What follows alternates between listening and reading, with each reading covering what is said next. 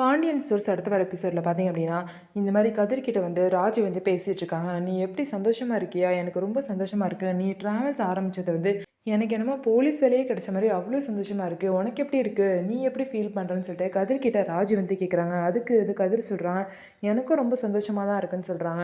அதுக்கப்புறம் ஏன் மாமா உடனே கிளம்பிட்டாங்கன்னு சொல்லிட்டு ராஜி கேட்கவும், அதுக்கு கதிர் சொல்கிறாங்க, "இல்லை என்ன மாதிரி தான் அவரும் ரொம்ப சந்தோஷமாகவும் கோவமாகவும் இருந்தால் அவர் இப்படி தான் பண்ணுவார். அது மட்டும் இல்லாமல் நான் வந்து அவரோட பேரை வச்சதில் அவர் ரொம்பவே வந்து சந்தோஷமாயிட்டாருன்னு" சொல்லிட்டு கதிர் வந்து ராஜுக்கிட்ட சொல்லிட்டு இருக்காங்க. இன்னொரு சைடு பழனி வந்து ஒரு வீட்டுக்கு டெலிவரி பண்ண போவாங்க. அந்த வீட்டில் பார்த்தீங்கன்னா சுகன்யா வந்திருப்பாங்க. "என்ன சுகன்யா நீ இங்கே இருக்க?" அப்படின்னு கேட்கும்போது, அந்த வீட்டில் உள்ளவங்க பார்த்தீங்கன்னா, "இவ என்னோட தங்கச்சி" அப்படின்னு சொல்லிட்டு அந்த அக்கா வந்து சொல்லுவாங்க. உடனே வந்து பழனி பார்த்தீங்க அப்படின்னா, "சுகன்யா என்னோட ஒய்ஃப் தான். ஓ நம்மலாம் சொந்தத்துக்குள்ளே சொந்தமாயிட்டோமோ" அப்படின்னு சொல்லிட்டு பழனி வந்து சொல்லுவார். இதுக்கப்புறம் பார்த்தீங்க அப்படின்னா, பழனி வந்து சரி நான் போயிட்டு வரேன் அப்படின்னு சொல்லிட்டு கிளம்பும்போது, அதுக்கப்புறம் சுகன்யா கிட்ட அந்த அக்கா பார்த்தீங்க அப்படின்னா, "ஓ டெலிவரி பண்ணுறாரு இவர் தான் உன்னோட ஹஸ்பண்டா?" அப்படின்னு சொல்லிட்டு சுகன்யா வந்து வம்பிழுக்கிற மாதிரி பேசுவாங்க. இதனால சுகன்யா வெளியே வந்து, "உங்களை யார் இங்கே வர சொன்னா? வந்தது மட்டும் இல்லாமல் எதுக்கு என்ன ஒய்ஃப்லாம் சொல்லுறீங்க?